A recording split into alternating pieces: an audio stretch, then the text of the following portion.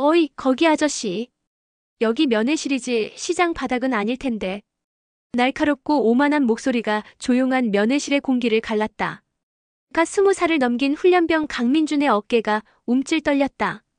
그의 맞은편 낡은 가죽 점퍼에 거친 인상을 한 중년 남자가 천천히 고개를 들었다. 민준의 유일한 혈육이자 아버지 같은 삼촌 권혁준이었다. 황금색 육군 대위 계급장을 번쩍이는 젊은 장교 최영진이 경멸적인 시선으로 혁준을 위아래로 훑었다. 아저씨 행색을 보니 우리 강민준 훈련병 뒷배라도 되시나? 사채업자. 아니면 어디 용역 깡패라도 되시나? 혁준은 대답 대신 테이블 위에 종이컵을 들어 차갑게 식은 보리차를 한 모금 마셨다. 그의 눈빛이 순간 서늘하게 빛났다. 최영진 대위는 그 눈빛을 보지 못한 채 민준을 향해 고개를 돌렸다. 강민준 훈련병. 내 놈은 삼촌이라는 작자가 이 모양이니 군 생활도 그 모양 그 꼴인 거다. 사회의 찌꺼기 같은 것들하고 어울리지 말고 정신 똑바로 차려. 여긴 군대다. 모욕적인 말이 비수처럼 날아와 민준의 가슴에 박혔다. 그러나 그는 아무 말도 할 수 없었다.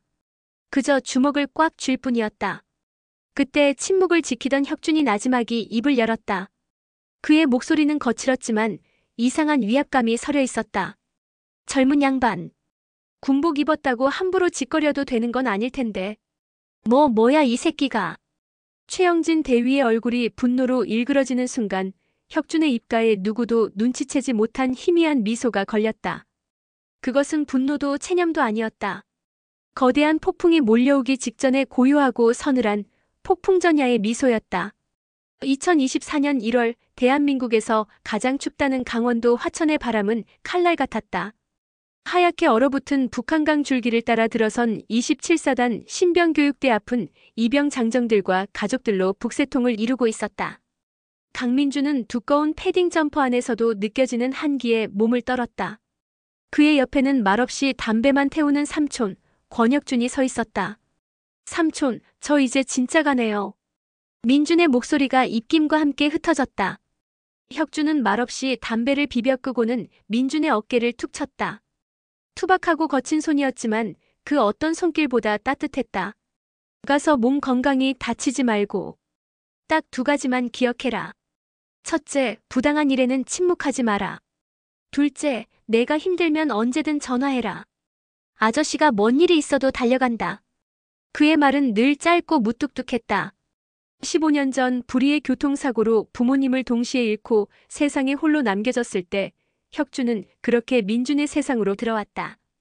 건설 현장에서 막노동부터 안 해본 일이 없는 삼촌이었다.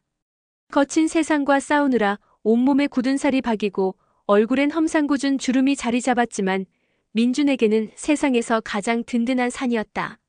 삼촌이야말로 몸 좀 챙기세요. 맨날 술만 드시지 말고.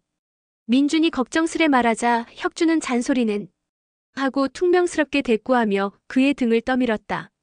시간 다 됐다. 어서 들어가. 이병식이 시작되고 민준은 수많은 인파 속으로 섞여 들어갔다. 멀어지는 삼촌의 뒷모습이 유난히 작아 보였다. 삼촌은 민준이 완전히 시야에서 사라질 때까지 그 자리에 못 박힌 듯 서 있었다. 그는 주머니에서 낡은 휴대폰을 꺼내 어디론가 전화를 걸었다. 평소에 거친 목소리는 온데간데 없고 낮고 위험 있는 목소리가 흘러나왔다. 나다. 내 조카 오늘 27사단 신교대로 입소했다. 이름은 강민준. 혹시 모르니 조용히 지켜봐줘. 특별 대우는 필요 없다. 다만 부당한 일은 없어야겠지. 전화기 너머에서 긴장한 목소리가 들려왔다. 네, 각별히 신경 쓰겠습니다. 군단장님. 혁준은 전화를 끊고 다시 화천의 칼바람을 맞으며 섰다. 그의 눈은 더 이상 평범한 중년 남자의 눈이 아니었다. 수만 명의 목숨을 책임지고 대한민국 중부전선을 호령하는 육군 제2군단장 중장 권혁준의 눈빛이었다. 그는 자신의 신분을 숨긴 채 오직 하나뿐인 조카가 새로운 세상에 첫 발을 내딛는 모습을 조용히 지켜보고 있었다. 신병교육대의 첫날은 혼돈 그 자체였다. 사회에서 입고 온 옷을 소포로 붙이고 어색한 군복과 군화를 지급받았다. 머리를 짧게 깎고 나니 모두가 똑같은 얼굴, 똑같은 모습이었다. 민준은 낯선 환경에 적응하려 애썼다. 하지만 지옥은 생각보다 가까운 곳에 있었다. 삼중대 중대장 최영진 대위. 그는 첫인상부터 서늘했다. 칼같이 다려진 전투복, 먼지 하나 없는 전투화, 그리고 모든 훈련병을 벌레 보듯 하는 차가운 눈빛. 그는 육군사관학교 출신이 아니라는 것에 대한 지독한 자격지심과 진급에 대한 비정상적인 야망을 동시에 품고 있는 남자였다. 그리고 그 비뚤어진 욕망을 훈련병들에게 가혹행위를 하는 것으로 풀었다. 내 놈들, 여기가 어디 민간인 캠프인 줄 아나? 오늘부터 너희는 민간인이 아니다. 오로지 명령에 살고 명령에 죽는 군인일 뿐이다. 내 허락 없이는 숨도 제대로 쉬지 마라. 그의 첫 훈시는 살벌했다. 그는 특히 훈련병들의 관상과 출신을 따지는 기이한 버릇이 있었다. 눈빛이 마음에 안 든다. 걸음걸이가 불량하다. 말투가 건방지다는 이유로 무자비한 얼차려가 가해졌다. 민주는 그의 첫 번째 타겟이 되었다.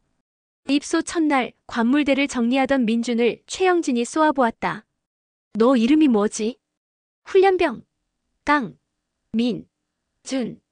강민준이라 눈빛에 반항심이 가득하군. 마음에 안 들어. 그게 시작이었다. 그날 이후 최영진의 집요한 괴롭힘이 시작되었다. 식사 시간이면 일부러 민준의 식판을 엎었고 청소 시간이면 남들이 다 끝낸 화장실을 다시 청소하라고 명령했다. 잠자리에 들 시간이면 불러내 한밤중까지 완전 군장을 싸고 풀기를 반복시켰다. 내 놈 하나 때문에 우리 중대 전체가 욕을 먹는다. 정신 상태가 썩어 빠졌어. 이유 없는 질책과 가혹행위. 민주는 이를 악물고 버텼다. 삼촌과의 약속을, 그리고 돌아가신 부모님을 생각하며 버텼다. 하지만 하루하루 영혼이 깎여나가는 기분이었다. 옆에서 그를 지켜보던 동기 박시우가 걱정스레 말을 걸었다. 민준아, 괜찮냐? 저 인간 완전 미친놈 아니야? 어떻게 너한테만 저러냐? 몰라. 그냥 내가 마음에 안 드나 보지. 민준은 애써 웃어 보였다. 하지만 그의 눈은 이미 깊은 절망의 그림자를 담고 있었다. 군복을 입은 악마 최영진 대위의 존재는 이제 막 군 생활을 시작한 20살 청년에게 감당하기 힘든 거대한 공포였다. 입소 3주차 드디어 첫 면회가 허락되었다. 민주는 며칠 전부터 잠을 설쳤다. 삼촌을 볼 수 있다는 생각에 힘든 훈련도 견딜만 했다. 면회 당일 아침 민주는 최선을 다해 전투복을 다리고 전투화를 닦았다. 삼촌에게 늠름한 모습을 보여주고 싶었다. 면회실은 오랜만에 만난 가족과 연인들로 시끌벅적했다. 민주는 저 멀리서 익숙한 인형을 발견하고 환하게 웃으며 달려갔다. 낡은 가죽 점퍼 차림의 권혁준이었다. 삼촌. 왔다. 얼굴이 반쪽이 됐네. 밥은 제대로 주나? 혁준은 무심한 척 민준의 어깨와 등을 두드리며 살폈다. 민준은 삼촌이 싸온 김밥과 치킨을 허겁지겁 먹으며 그동안의 서름을 잠시 잊었다. 힘든 훈련 이야기, 동기들 이야기를 제잘거리며 늘어놓았다. 혁준은 말없이 듣기만 했지만 그의 눈은 민준의 얼굴에 난 작은 상처와 그늘진 표정을 놓치지 않았다. 바로 그때였다. 면회실을 순찰하던 최영진 대위가 그들 테이블로 다가온 것은, 그는 혁준의 행색을 위아래로 훑어보더니 경멸이 가득한 목소리로 서두를 열었다. 어이, 거기 아저씨. 여기 면회실이지 시장 바닥은 아닐 텐데. 그것이 프롤로그에서 보았던 모든 비극의 서막을 연 한마디였다. 최영진은 혁준을 조폭이나 사채업자로 단정하고 온갖 모욕적인 언사를 쏟아냈다. 강민준 훈련병, 내 놈은 삼촌이라는 작자가 이 모양이니 군 생활도 그 모양 그 꼴인 거다. 사회의 찌꺼기 같은 것들하고 어울리지 말고 정신 똑바로 차려. 민준의 얼굴이 새하얗게 질렸다. 세상에서 가장 존경하는 삼촌이 눈앞에서 모욕당하는 것을 지켜봐야만 했다. 분노로 몸이 떨렸지만 군인이라는 신분이 그의 발목을 잡았다. 그가 할 수 있는 것은 아무것도 없었다. 침묵하던 혁준이 나지막이 입을 열었다. 젊은 양반. 군복 입었다고 함부로 짓거려도 되는 건 아닐 텐데. 그 순간 최영진의 눈이 살기로 번뜩였다. 뭐야 이 새끼가 감히 군인한테. 너 영창 가고 싶어. 강민준, 이 새끼 안 데려가. 소란이 커지자 주변의 시선이 쏠렸다. 혁준은 더 이상 말을 섞지 않고 자리에서 일어났다. 그는 민준의 어깨를 한번 꽉 쥐어주고는 아무 말 없이 면회실을 나갔다. 그의 뒷모습은 평소보다 더 쓸쓸해 보였다. 민주는 그 뒷모습을 보며 절망했다. 삼촌에게 늠름한 모습을 보여주기는커녕 끔찍한 모욕을 당하게 만들었다는 죄책감이 그를 덮쳤다. 그리고 직감했다. 이제부터 자신의 군 생활은 진짜 지옥이 될 것이라고. 첫 번째 균열은 그렇게 가장 아픈 방식으로 찾아왔다. 삼촌이 돌아간 후 최영진의 괴롭힘은 상상을 초월하는 수준으로 치달았다. 그는 이제 대놓고 민준을 조폭 조카라고 부르며 인격적으로 모독했다. 야, 조폭 조카. 내 삼촌은 지금쯤 어디서 또 누구 등쳐먹고 있으려나? 훈련 중 작은 실수라도 하면 모든 훈련병 앞에서 민준을 세워놓고 욕설을 퍼부었다. 이런 패급 새끼. 너 같은 놈은 군대에 있을 자격도 없어. 당장 꺼져. 어둠은 전염성이 강했다. 처음에는 민준을 동정하던 동기들도 하나둘씩 그를 피하기 시작했다. 최영진의 눈밖에 나면 자신들까지 피해를 볼 것이 뻔했기 때문이다.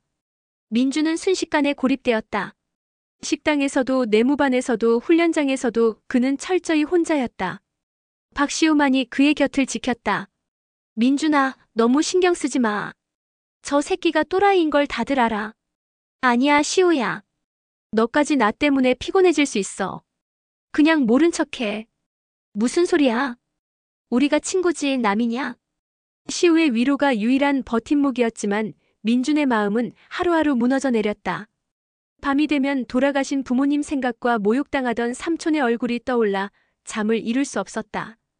그는 점점 말수가 줄고 표정을 잃어갔다. 마치 깊은 어둠 속으로 서서히 잠식당하는 것 같았다. 어느 날 밤 불침번 근무를 서던 민준은 우연히 끔찍한 장면을 목격했다. 최영진 대위가 보급계 담당인 최 상사와 함께 부대 창고에서 보급품을 빼돌려 민간 트럭에 싣고 있는 것이었다. 전투화, 전투복, 심지어 전투식량까지. 그들은 익숙한 듯 물건을 옮기고 돈다발을 주고받았다. 민주는 숨을 죽이고 그 장면을 지켜보았다. 단순한 가혹행위를 넘어선 명백한 범죄였다. 그는 이 사실을 알려야 한다고 생각했지만 누구에게, 어떻게 알려야 할지 막막했다. 최영진의 눈빛을 떠올리면 온몸이 얼어붙는 것 같았다. 그날 이후 민주는 또 하나의 비밀을 가슴에 묻었다. 그의 어깨를 짓누르는 삶의 무게는 점점 더 무거워지고 있었다. 깊어지는 어둠 속에서 그는 한 줄기 빛조차 찾을 수 없었다. 금일 훈련은 화생방이다. 모두 방독면 착용하고 신속히 집합. 최영진의 고함 소리에 훈련병들의 얼굴이 하얗게 질렸다. 화생방 훈련은 모든 훈련병이 가장 두려워하는 훈련 중 하나였다. 민준 역시 긴장된 마음으로 방독면을 썼다. 하지만 그는 알지 못했다. 오늘 그가 들어갈 화생방실은 최영진이 준비한 특별한 지옥이라는 것을. 전날 밤 최영진은 몰래 화생방 창고에 들어가 민준에게 지급될 방독면의 정화통에 미세한 흠집을 내놓았다. 누구도 쉽게 알아차릴 수 없는 하지만 치명적인 가스가 새어들어올 만큼의 흠집이었다. 그의 입가에는 비열한 미소가 걸려 있었다. 조폭 조카, 어디 한번 진짜 지옥을 맛봐라. 훈련병들이 차례로 화생방실에 들어갔다. 문이 닫히고 시야를 가리는 최루탄 가스가 터져나왔다. 순간 숨을 쉴 수 없는 고통이 밀려왔다. 눈물, 콧물이 범벅이 되고 온몸에 살같이 타는 듯한 통증이 느껴졌다. 다른 훈련병들은 방독면의 의지에 간신히 버티고 있었다. 하지만 민주는 달랐다. 정화통 틈새로 스며든 가스가 그의 폐를 그대로 공격했다. 숨을 쉴수록 칼날 같은 가스가 폐부를 찢는 것 같았다. 시야가 흐려지고 정신이 아득해졌다. 이러다 죽는구나. 공포가 온몸을 덮쳤다. 민준이 비틀거리며 쓰러지려던 순간 옆에 있던 박시우가 그의 이상을 눈치챘다. 민준아, 정신 차려. 시우는 민준의 방독면이 비정상적으로 흔들리는 것을 보고는 망설이지 않았다. 그는 자신의 방독면을 벗어 민준에게 씌워주려 했다. 정화통 교체, 정화통 교체. 시우가 미친 듯이 소리쳤다. 하지만 화생방실 밖의 최영진은 유리창 너머로 그 모습을 보며 비웃을 뿐이었다. 꾀병 부리지 마라, 강민준. 내 놈 정신력을 뜯어 고치기 전까지는 절대 문 못 열어. 그때였다. 시우는 마지막 힘을 다해 민준을 부축하며 출입문으로 돌진했다. 비키십시오. 사람 죽습니다. 쾅. 육중한 문이 시우의 몸과 부딪혔다. 그 충격으로 문이 살짝 열리고 신선한 공기가 쏟아져 들어왔다. 가스실을 나온 민주는 정신을 잃고 쓰러졌다. 시우 역시 가스를 마셔 고통스럽게 기침을 해댔다. 최영진은 자신의 계획이 틀어지자 분노에 차 시우의 멱살을 잡았다. 이 새끼가 미쳤나?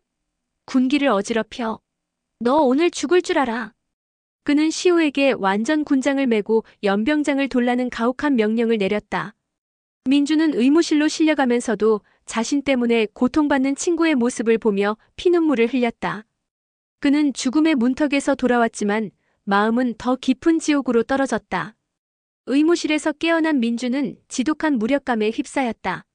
자신 때문에 친구가 고통받고 자신은 아무것도 할 수 없다는 사실이 그를 절망케 했다. 의무관은 단순한 과호흡 증상으로 진단했지만 민주는 알고 있었다. 그것은 단순한 사고가 아니었다. 최영진의 사리가 담긴 명백한 살인 미수였다. 그날 이후 부대 내에서 민주는 완벽한 투명인간이 되었다. 동기들은 이제 그에게 말조차 걸지 않았다. 최영진의 보복이 두려웠기 때문이다. 유일하게 그를 챙겨주던 시우마저 얼차려 후유증으로 힘들어했다. 희망의 불씨가 꺼져가고 있었다. 민주는 모든 것을 포기하고 싶었다. 타령이라도 해서 이 지옥을 벗어나고 싶다는 충동이 몇 번이고 그를 덮쳤다. 그때마다 떠오르는 것은 삼촌의 얼굴이었다. 부당한 일에는 침묵하지 마라. 힘들면 전화해라. 하지만 전화할 수 없었다. 이미 삼촌에게 씻을 수 없는 모욕을 안겨주었다는 죄책감이 그의 손을 묶었다. 삼촌에게 걱정을 끼치고 싶지 않았다. 그는 혼자서 이 모든 것을 감당해야 한다고 생각했다. 며칠 후 야간 행군 훈련이 잡혔다. 40km 완전 군장 행군. 이미 몸과 마음이 지칠 대로 지친 훈련병들에게는 사형 선고나 다름없었다. 특히 화생방 훈련 이후 무릎이 좋지 않았던 시우에게는 더욱 힘든 훈련이었다.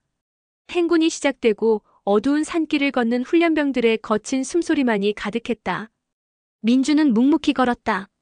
하지만 그의 신경은 온통 뒤에서 절뚝이며 따라오는 시우에게 쏠려 있었다. 행군이 절반쯤 지났을까 결국 시우가 비명을 지르며 쓰러졌다. 발목이 심하게 꺾인 것이다. 아! 시우의 고통스러운 신음에도 최영진은 눈 하나 깜짝하지 않았다. 꾀병 부리지 마. 엄살 피우지 말고 당장 일어나. 보고 드립니다. 박시우 훈련병 발목 부상으로 행군이 불가합니다. 의무병 지원 요청합니다. 다른 조교가 다급하게 외쳤지만 최영진은 오히려 비웃었다. 의무병은 무슨. 저런 정신 나약한 놈은 그냥 버리고 간다. 행군 계속해. 그 순간 민준의 머릿속에서 무언가 툭 하고 끊어지는 소리가 났다. 그는 더 이상 참을 수 없었다. 꺼져가던 희망의 불씨 대신 뜨거운 분노의 불길이 그의 안에서 타오르기 시작했다. 잠깐만 기다려 주십시오. 모두가 최영진의 명령에 복종하며 행군을 재개하려던 순간 민준이 앞으로 나섰다. 그의 목소리는 작았지만 모두의 발걸음을 멈추게 할 만큼 단호했다. 최영진의 미간이 꿈틀거렸다. 뭐야 너. 강민준. 지금 내 명령에 불복하는 거냐? 불복하는 것이 아닙니다. 꺼내드리는 겁니다. 민준은 최영진의 눈을 똑바로 마주보며 말했다. 두려움에 떨던 예전의 그가 아니었다. 박시우 훈련병은 꾀병이 아닙니다. 발목인대가 손상되었을 가능성이 큽니다. 의대로 방치하면 군 생활 내내 후유증을 앓게 될 수도 있습니다. 즉시 응급조치 후 후송해야 합니다. 그의 말은 논리정연했고 목소리에는 흔들림이 없었다. 주변의 훈련병들이 웅성거리기 시작했다. 모두가 시우의 상태가 심각하다는 것을 알고 있었기 때문이다. 최영진의 얼굴이 시뻘겋게 달아올랐다. 감히 일개 훈련병이, 그것도 자신이 가장 멸시하는 강민준이 자신에게 맞서는 상황을 참을 수 없었다. 이 새끼가 돌았나? 어디서 훈련병 따위가 장교한테 가르치려 들어. 너 지금 당장 군장 벗어. 그리고 저 쓰러진 놈 군장까지 메고 행군한다. 실시. 상상을 초월하는 부당한 명령. 하지만 민주는 물러서지 않았다. 그 명령은 따를 수 없습니다. 전우가 고통받고 있는데 그것을 외면하는 것은 군인의 본분이 아니라고 배웠습니다. 다시 한번 요청합니다. 박시우 훈련병을 후송해 주십시오. 저 새끼가. 최영진이 민준에게 달려들어 멱살을 잡으려던 바로 그 순간이었다. 치직 여기는 사단 지휘통제실. 여기는 사단 지휘통제실. 삼중대장 응답하라. 모든 소대장과 부소대장들의 무전기에서 다급한 목소리가 동시에 터져나왔다. 최영진은 마지못해 자신의 무전기를 들었다. 삼중대장 수신양호. 금일 20:20으로 군단장님 주간 하부대 전체 긴급 전투준비태세 검열이 발령되었다. 전 병력은 즉시 부대로 복귀하여 검열에 대비하라. 반복한다. 군단장님 주간 긴급 전투준비태세 검열이다. 군단장 주간 검열이라고. 최영진의 얼굴이 새하얗게 질렸다. 사단장도 연대장도 아닌 군단장이 직접 주관하는 불시 검열. 그것은 군대에서 일어날 수 있는 가장 끔찍한 재앙이었다. 특히 빼돌린 보급품과 비자금 장부가 창고에 그대로 있는 그에게는 사형 선고나 다름없었다. 그는 더 이상 민준과 시우에게 신경 쓸 겨를이 없었다. 전 전원 부대 복귀.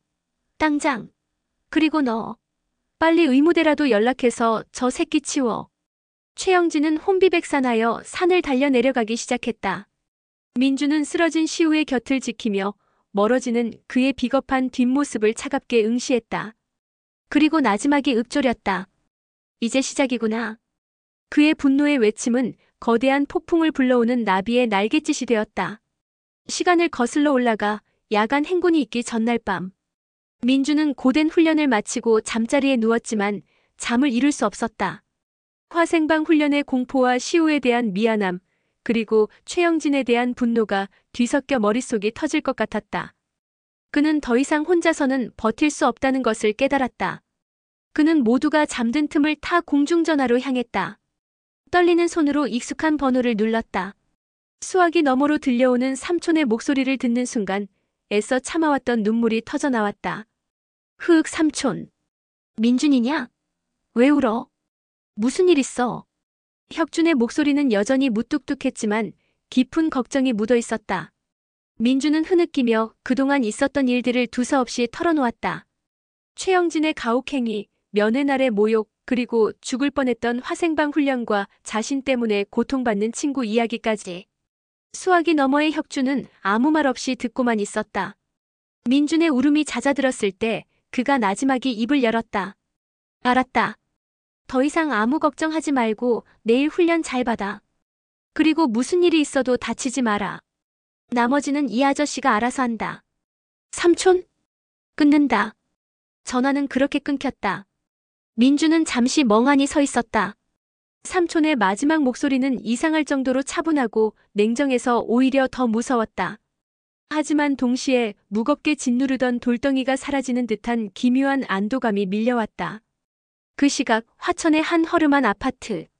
권혁준은 전화를 끊고 창밖의 어둠을 응시했다. 그의 눈은 분노로 이글거리고 있었다.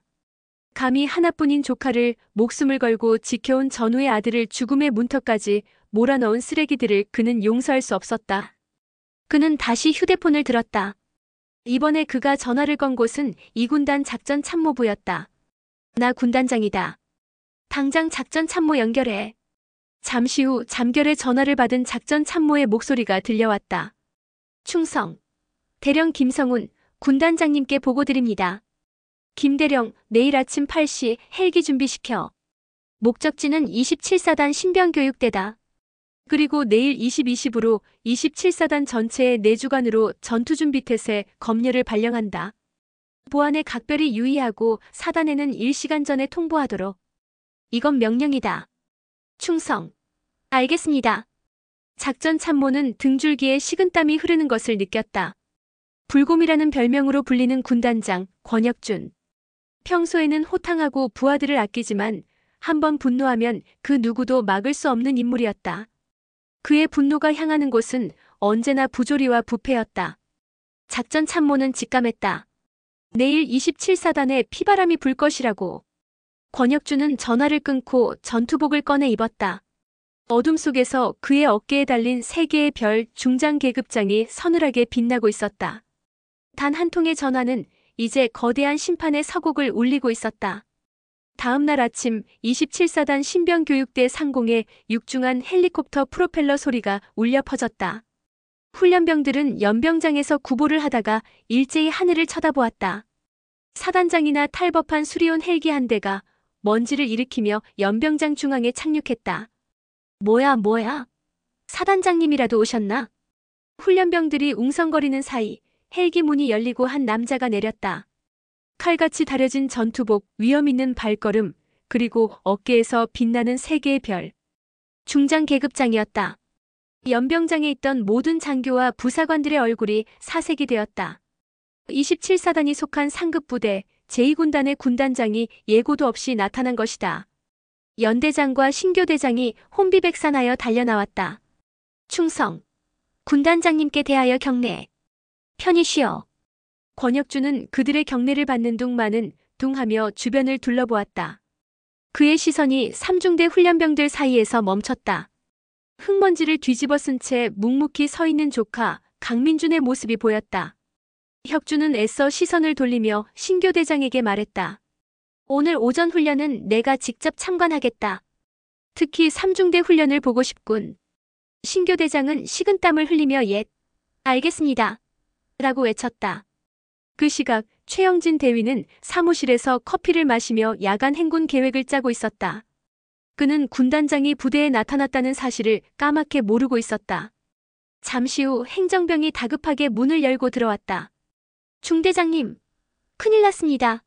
군단장님께서 지금 우리 중대 훈련을 참관하러 오고 계십니다. 뭐? 군단장? 최영진이 마시던 커피를 뿜었다. 그는 허둥지둥 전투복 매무새를 가다듬고 밖으로 뛰쳐나갔다. 저 멀리 신교대장과 연대장을 대동한 채 걸어오는 군단장의 모습이 보였다. 그리고 그의 심장은 바닥으로 곤두박질 쳤다. 군단장의 얼굴이 너무나도 익숙했기 때문이다. 며칠 전 면회실에서 자신이 조폭 새끼라고 모욕했던 바로 그 남자였다. 말도 안 돼, 저 인간이 군단장이라고. 최영진의 다리가 후들거렸다. 세상이 노랗게 변하는 것 같았다. 그는 거대한 폭풍의 눈 한가운데 자신이 서 있다는 것을 깨달았다. 피할 곳도 도망칠 곳도 없었다. 최영진은 거의 기다시피 하여 권혁준 앞으로 달려갔다. 그의 목소리는 양처럼 떨리고 있었다. 충성. 삼중대장 대위 최영진, 군단장님께 보고드립니다. 권혁준은 한참 동안 아무 말 없이 최영진을 내려다보았다. 그 짧은 침묵의 시간 동안 최영진은 자신의 심장이 멈추고 호흡이 끊어지는 것 같은 공포를 느꼈다. 마침내 혁준이 입을 열었다. 그의 목소리는 얼음장처럼 차가웠다. 자네 나를 본 기억이 있나? 최영진의 머릿속이 새하얘졌다. 기억나느냐니? 잊으려야 잊을 수가 없었다. 자신이 퍼부었던 모욕과 경멸의 말들이 귀에서 생생하게 울리는 것 같았다. 저 잘 모르겠습니다. 그가 할 수 있는 대답은 그것뿐이었다. 혁준의 입가에 희미한 냉소가 어렸다. 그런가? 나는 자네를 똑똑히 기억하는데 말이야. 아주 인상 깊었거든. 훈련병의 가족에게까지 사회 찌꺼기 운운하며 군인의 품위를 지키던 그 모습이. 군단장님, 그건 오해. 오해? 혁준의 목소리가 낮게 깔렸다. 주변에 있던 모든 이들이 숨을 죽였다. 내 눈을 똑바로 보고 말해봐라, 최대위. 내 조카 강민준 훈련병에게 무슨 짓을 했지? 그리고 자네가 모욕했던 그 조폭 새끼가 왜 군단장 계급장을 달고 자네 앞에 서 있는지 설명해 보시지. 내 조카 강민준 훈련병. 그 말이 확인 사살이었다. 최영진은 이제 모든 것이 끝났음을 직감했다. 그는 그 자리에 무너져 내릴 것 같은 몸을 간신히 버티며 서 있었다. 혁준은 더 이상 최영진을 상대하지 않았다.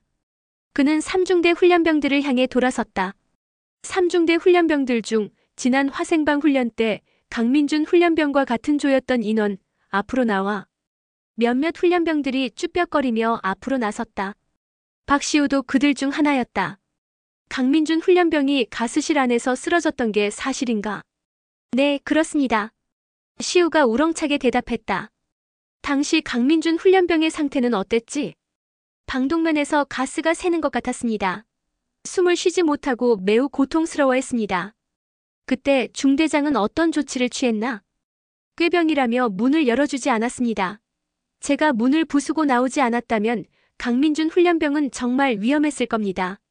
시우의 증언이 이어지는 동안 최영진의 얼굴은 백지를 넘어 시체처럼 파랗게 변해갔다.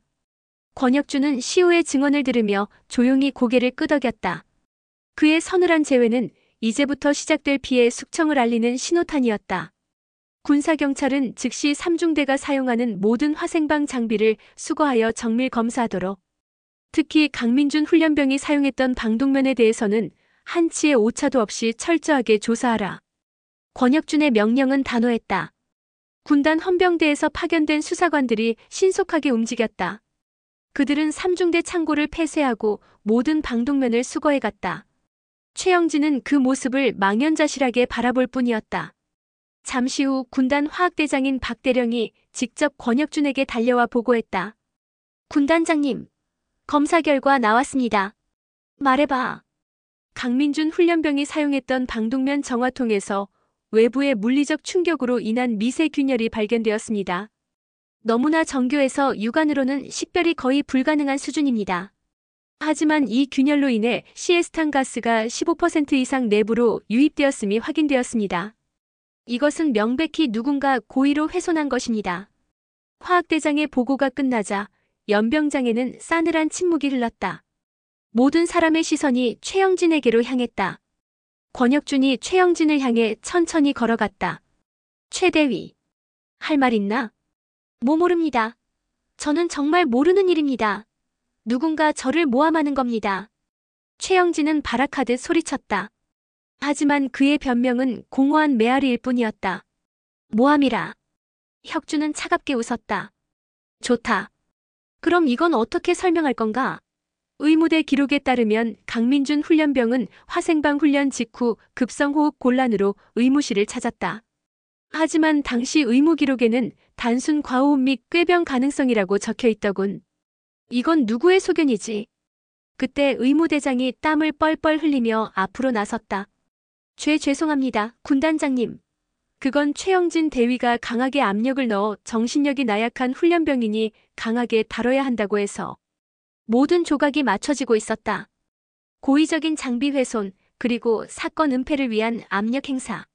이것은 단순한 가혹행위를 넘어선 명백한 살인 미수였다. 최영진은 다리에 힘이 풀려 그 자리에 주저앉고 말았다. 그는 이제 자신이 빠져나갈 구멍이 없다는 것을 깨달았다. 첫 번째 증거는 그의 목을 조르는 차가운 쇠사슬이 되어 돌아왔다. 다음은 야간 행군에 대해 이야기해보지. 권혁준의 시선이 이번에는 박시우에게로 향했다. 박시우 훈련병 앞으로.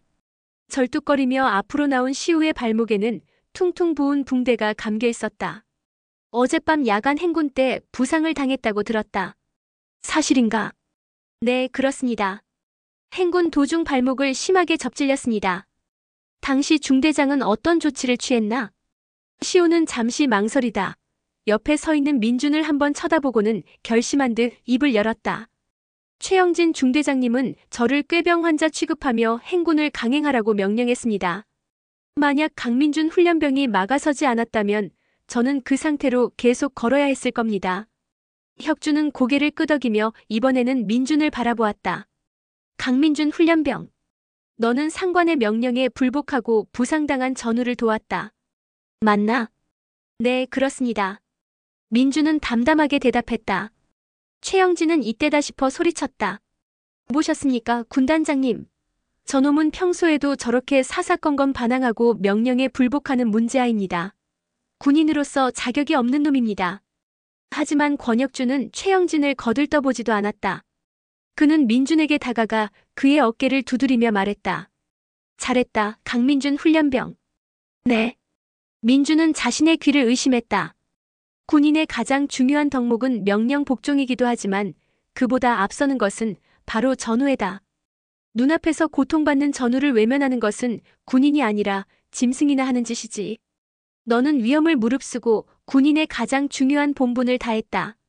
내가 내 조카라서가 아니라 대한민국 군인으로서 자랑스럽다. 그 말에 민준의 눈시울이 뜨거워졌다. 그동안 겪었던 모든 서름과 고통이 눈 녹듯 사라지는 기분이었다. 주변의 훈련병들도 민준을 향해 경애와 존경의 눈빛을 보내기 시작했다. 반면 최영진의 얼굴은 절망으로 일그러졌다. 그는 자신의 마지막 발악마저 수포로 돌아갔음을 깨달았다. 전우회라는 이름 아래 그의 두 번째 죄가 만천하에 드러나는 순간이었다. 이제 마지막이다. 권혁준의 목소리가 연병장에 울려 퍼졌다. 그의 시선은 이제 신교대 본관 옆에 있는 낡은 보급품 창고를 향하고 있었다. 군사경찰은 지금 즉시 삼중대 보급품 창고를 폐쇄하고 모든 보급품 목록과 재고, 장부를 확보하라. 오늘부로 재고 실사를 실시한다. 그 말이 떨어지는 순간 최영진과 함께 있던 보급 담당 최 상사의 얼굴이 흙빛으로 변했다. 그들의 비리가 잠들어 있는 판도라의 상자가 열리는 순간이었다. 수사관들이 창고로 달려가고 잠시 후 한 수사관이 다급하게 달려와 보고했다. 군단장님, 창고 안에서 부대 정식 보급품 외에 출처를 알 수 없는 민간용품들과 이중장부가 대량으로 발견되었습니다. 장부를 가져와. 혁준의 명령에 수사관이 낡은 노트를 건넸다. 그것은 최영진과 최 상사가 몰래 기록해온 비자금 장부였다. 빼돌린 군 보급품의 종류와 수량, 민간업자에게 팔아넘긴 날짜와 금액, 그리고 그 돈으로 상납한 상급부대 간부들의 이름까지 빽빽하게 적혀 있었다. 혁준은 장부를 천천히 넘겨보았다. 그의 표정은 점점 더 굳어졌다. 장부 마지막 장에는 그들이 다음 주에 빼돌릴 물품 목록까지 상세하게 계획되어 있었다. 최영진 대위, 그리고 최 상사. 혁준이 두 사람을 불렀다. 그들은 이미 넋이 나간 상태였다. 업무상 횡령, 직권 남용, 가혹행위, 살인 미수 또 뭐가 남았지? 아, 상급자 매수 혐의까지. 너희 둘은 군인의 명예를 더럽힌 것은 물론 국가의 재산을 좀먹는 기생충 같은 놈들이다. 혁준은 장부를 덮고 수사관에게 명령했다. 이 장부에 이름이 언급된 놈들 한 놈도 빠짐없이 모조리 잡아들여. 그리고 이 두 놈은 지금 당장 긴급 체포해서 군단 헌병대로 압송해. 내 직접 신문하겠다. 예, 알겠습니다. 수사관들이 최영진과 최 상사에게 다가가 차가운 수갑을 채웠다. 철컥하는 소리와 함께 그들의 길고 길었던 악행의 마지막 퍼즐이 맞춰졌다. 모든 진실이 드러났고 이제 남은 것은 냉혹한 심판뿐이었다. 군단 헌병대 조사실. 권혁준은 팔짱을 낀 채 자신의 앞에 무릎을 꿇고 있는 최영진과 최 상사를 차갑게 내려다보고 있었다. 그들의 얼굴에는 더 이상 오만함이나 탐욕의 흔적을 찾아볼 수 없었다. 오직 비굴한 공포만이 가득했다. 잘못했습니다, 군단장님. 죽을 죄를 지었습니다. 한 번만 용서해 주십시오. 최영진이 눈물 콧물을 쏟아내며 빌었다. 하지만 혁준의 눈빛은 흔들리지 않았다. 용서. 내 놈들이 내 조카에게 그리고 다른 훈련병들에게 저지른 짓을 생각해봐라. 내 놈들이 훔친 군 보급품 때문에 혹한 속에서 떨어야 했던 병사들을 생각해봐라. 너희 같은 놈들에게 용서라는 단어는 사치다. 혁준은 책상 위에 놓인 조사 서류를 집어들었다. 너희들의 범죄 사실은 모두 명백하게 입증되었다. 너희와 결탁한 민간업자도 너희에게 뇌물을 받은 상급자들도 모두 체포됐다. 이제 와서 발뺌하거나 동정심에 호소해도 소용없다. 그는 서류를 내려놓고 마지막으로 물었다. 마지막으로 할 말은 없나? 최영진은 고개를 숙인 채 아무 말도 하지 못했다. 그저 흐느낄 뿐이었다. 모든 것이 끝났음을, 그의 인생이 나락으로 떨어졌음을 실감했다. 며칠 후 군사 재판이 열렸다. 최영진과 최 상사는 업무상 횡령, 직권 남용, 가혹행위, 살인 미수 등의 혐의로 군검찰에 의해 기소되었다. 수많은 증거와 증인들 앞에서 그들의 죄는 낱낱이 밝혀졌다. 재판 결과 주범인 최영진에게는 징역 15년, 공범인 최 상사에게는 징역 10년이라는 중형이 선고되었다. 그들은 불명예 전역 처리됨은 물론 횡령한 금액 전액을 추징당했다. 그들이 군대에서 쌓아올린 모든 것이 한순간에 무너져 내렸다. 심판의 날 법정을 나서던 최영진은 방청석에 앉아있는 민준과 눈이 마주쳤다. 민준은 그를 원망하거나 비웃지 않았다.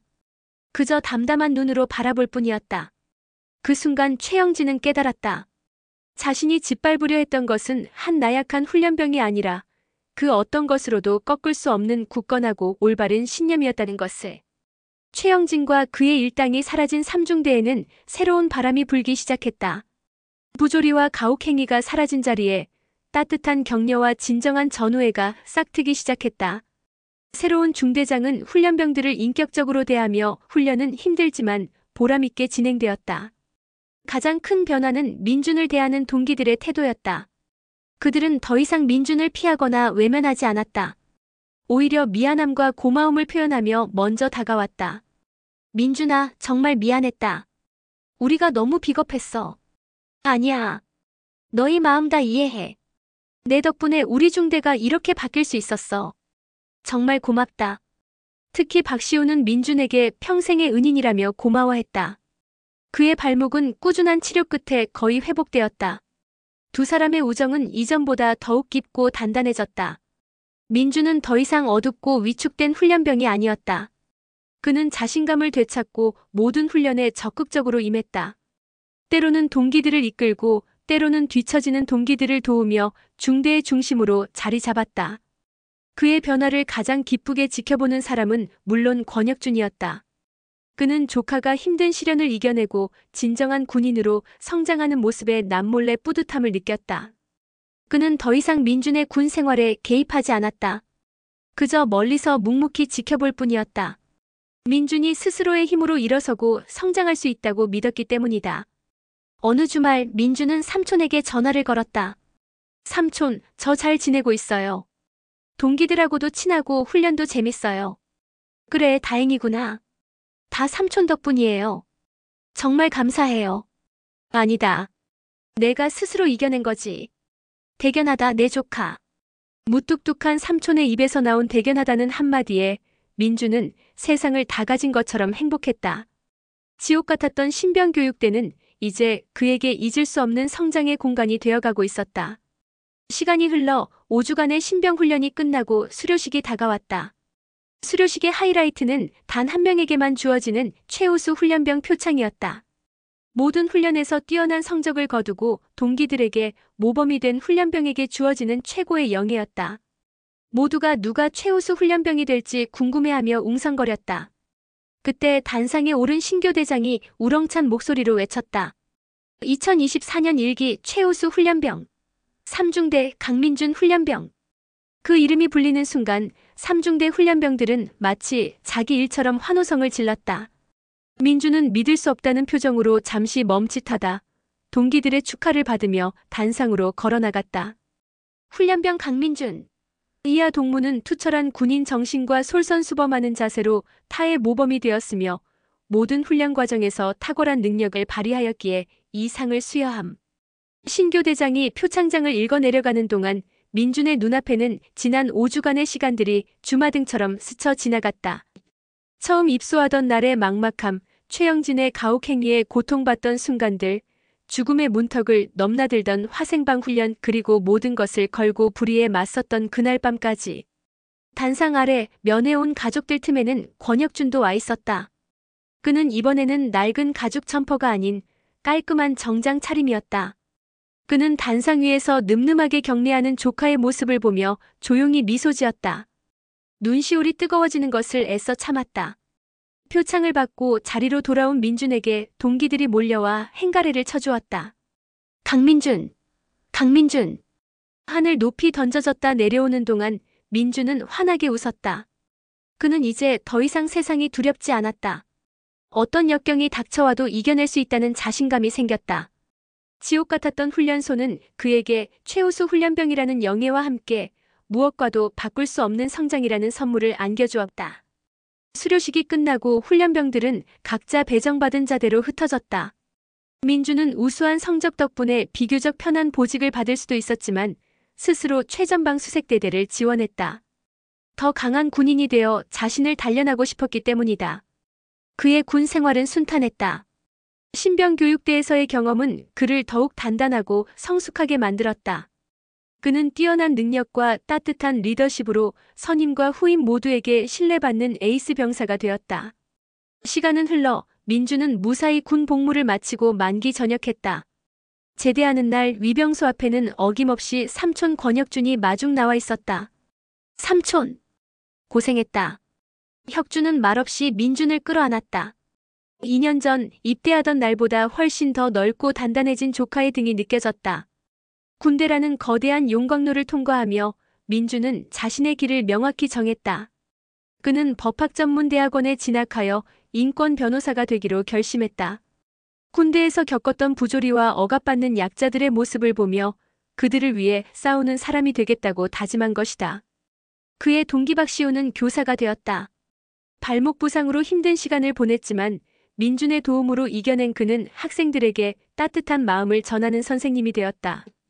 두 사람은 제대 후에도 평생의 친구로 우정을 이어갔다. 한편 권혁주는 그 사건 이후에도 군에 남아 묵묵히 자신의 임무를 다했다. 그는 부패한 군 간부들을 척결하고 병사들의 인권을 보호하는 데 앞장섰다. 그의 노력으로 군대는 조금씩 더 나은 방향으로 변화했다. 몇 년 후 그는 군인으로서 오를 수 있는 최고의 영예인 대장으로 진급했고 명예롭게 전역했다. 모두가 각자의 자리에서 자신만의 길을 굳건히 걸어가고 있었다. 군대에서의 그 혹독했던 시간은 그들의 인생을 더욱 의미 있고 가치 있는 방향으로 이끄는 나침반이 되어주었다. 전역 후 10년이라는 세월이 흘렀다. 강민주는 대한민국에서 가장 신뢰받는 인권 변호사 중 한 명이 되어 있었다. 그는 억울한 누명을 쓴 사람들, 사회적 약자들을 위해 발벗고 나섰다. 그의 이름 앞에는 늘 진실의 수호자라는 별명이 따라다녔다. 그는 군대에서 배운 불의에 맞서는 용기를 법정에서 실천하고 있었다. 박시우는 존경받는 고등학교 교사가 되었다. 그는 학생들에게 단순히 지식만을 가르치는 것이 아니라 올바른 가치관과 따뜻한 마음을 심어주기 위해 노력했다. 특히 학교 폭력 문제에 앞장서며 약한 친구를 돕는 것이 얼마나 중요한지를 자신의 경험에 빗대어 가르쳤다. 그리고 권혁주는 모든 것을 내려놓고 고향인 화천으로 돌아와 있었다. 그는 작은 낚시터를 운영하며 조용한 노년을 보내고 있었다. 대한민국 군에 살아있는 전설이었던 그의 모습은 온데간데 없고 그저 인자한 미소를 지닌 평범한 노인만이 남아있었다. 어느 가을날 민준이 고급 세단을 몰고 삼촌의 낚시터를 찾았다. 삼촌, 저 왔어요. 왔냐? 이 바쁜 양반이 어쩐 일로? 혁주는 낚싯대를 들이운 채 돌아보지도 않고 퉁명스럽게 말했다. 하지만 그의 입가에는 숨길 수 없는 미소가 걸려 있었다. 민주는 삼촌 옆에 나란히 앉아 낚싯대를 던졌다. 두 사람은 한참 동안 아무 말 없이 고요한 수면만 바라보았다. 그 침묵 속에는 굳이 말로 하지 않아도 서로를 이해하는 깊은 유대감이 흐르고 있었다. 삼촌, 그때 정말 감사했습니다. 민준이 불쑥 입을 열었다. 그때라는 한마디에 두 사람은 10여 년 전 그 혹독했던 겨울을 동시에 떠올렸다. 다 지난 일이다. 그나저나 너 요즘 너무 무리하는 거 아니냐? 텔레비전에 맨날 나오더라. 제가 가진 힘으로 예전에 저처럼 억울한 사람들을 돕는 것뿐이에요.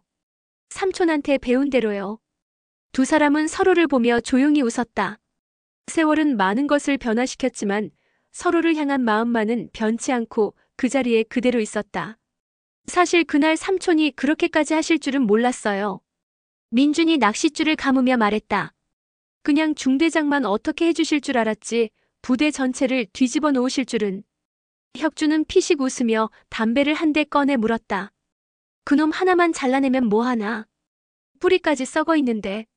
썩은 뿌리는 통째로 뽑아내야 새싹이 돋는 법이다. 그는 깊게 담배 연기를 빨아들였다가 내뱉으며 말을 이었다.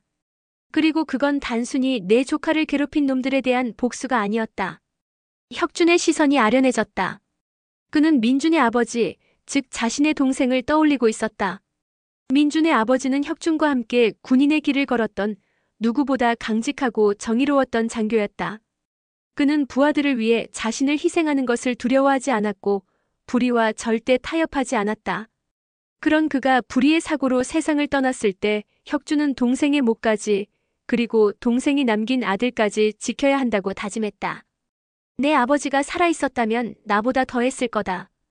그놈은 군인의 명예를 그리고 내 아버지 같은 진짜 군인들의 이름을 더럽힌 놈이었어. 나는 내 동생을 대신해서 그리고 이 땅의 수많은 진짜 군인들을 대신해서 그놈을 심판한 것뿐이다. 민주는 처음 듣는 아버지의 이야기에 가슴이 뭉클해졌다. 자신은 한 번도 아버지가 없다고 생각해 본 적이 없었다. 삼촌이 늘 아버지의 빈자리를 채워주고 있었기 때문이다. 삼촌이 제 아버지셨어요. 지금도 그렇고요. 민준의 말에 혁준은 멋쩍은 듯 헛기침을 하며 고개를 돌렸다. 그의 눈가가 붉게 물들어 있었다. 그는 조카를 위해서가 아니라 아버지의 이름으로 그리고 정의의 이름으로 그 일을 했다고 말했지만 사실 가장 큰 이유는 단 하나였다. 세상에 단 하나뿐인 목숨보다 소중한 조카를 지키기 위해서. 그 마음을 굳이 말로 표현하지 않을 뿐이었다. 해가 저물고 낚시터에 어둠이 내렸다. 민준과 혁준은 작은 평상에 앉아 소주잔을 기울였다. 삼촌, 근데 궁금한 게 있어요. 그때 그 최영진이라는 사람, 지금은 어떻게 살고 있을까요? 민준의 질문에 혁준은 잠시 생각에 잠겼다. 글쎄다. 15년형이었으니 몇 년 전에 출소했겠지. 아마 사회에 적응 못하고 어디선가 어렵게 살고 있을 거다. 그의 말대로였다. 15년의 수감 생활을 마치고 출소한 최영진은 세상 어디에도 발붙이지 못했다. 정과자라는 낙인과 불명예 전역이라는 꼬리표는 그를 평생 따라다녔다. 그는 일용직을 전전하며 비참한 삶을 살고 있었다. 과거에 오만했던 장교의 모습은 온데간데 없고 삶에 찌든 초라한 중년 남자만이 남아있었다. 그는 가끔 TV 뉴스에 나오는 강민준 변호사를 보곤 했다. 그때마다 그는 뼈저린 후회와 함께 자신이 감히 건드려서는 안 될 존재를 건드렸다는 사실을 되새겼다. 그것은 그에게 남은 평생의 형벌이었다. 그 사람 이야기는 그만하자. 맛있는 술맛 떨어진다. 혁준이 손을 내저으며 술을 따랐다. 그나저나 너 장가는 안 가냐? 내 아버지도 내 나이 때는 너를 낳았다. 에이 삼촌. 저는 아직 결혼보다 일이 더 좋아요. 쯧쯧. 그러다 평생 혼자 늙는다. 두 사람은 여느 평범한 삼촌과 조카처럼 시시콜콜한 이야기를 나누며 밤늦도록 술잔을 기울였다. 그날 밤 민주는 삼촌의 낚시터에서 잠이 들었다. 꿈속에서 그는 20대 청년의 모습으로 돌아가 있었다. 그리고 그의 곁에는 늠름한 군복을 입은 아버지와 거친 가죽 점퍼 차림의 삼촌이 나란히 서서 그를 보며 환하게 웃고 있었다. 전설은 죽지 않는다. 다만 다른 모습으로 살아있을 뿐이다. 대한민국군에 살아있는 전설이었던 권혁준은 이제 평범한 낚시터 주인으로 그의 정의로운 정신은 인권 변호사가 된 조카 강민준을 통해 세상에 살아 숨쉬고 있었다. 다음 날 아침 민준은 서울로 돌아갈 채비를 했다. 혁준은 낚시터 입구까지 나와 조카를 배웅했다. 삼촌, 저 갈게요. 또 연락드릴게요. 그래. 운전 조심하고. 민준이 차에 오르려던 순간 혁준이 그를 불러 세웠다. 민준아. 네, 삼촌. 혹독한 시련은 사람을 더 단단하게 만드는 법이다. 너는 그걸 스스로 증명해냈어. 아주 잘 컸다, 내 조카. 혁준은 민준의 어깨를 힘껏 두드려 주었다. 무뚝뚝한 그의 평생에 가장 다정한 표현이었다. 민준은 말없이 고개를 끄덕이고 차에 올랐다. 차가 멀어지는 것을 보며 혁준은 다시 낚시터로 돌아왔다. 그는 의자에 앉아 고요히 흐르는 북한강을 바라보았다. 강물은 수많은 세월 동안 변함없이 그 자리를 흐르고 있었다. 때로는 거친 비바람의 흙탕물이 되기도 했지만 결국에는 모든 것을 품고 정화하며 유유히 흘러갔다. 마치 자신의 인생처럼, 그리고 이제는 조카가 살아갈 인생처럼. 권혁준은 조용히 눈을 감았다. 그의 얼굴에 평화로운 미소가 번졌다. 혹독했던 겨울은 가고 따스한 햇살이 강물 위로 쏟아져 내리고 있었다.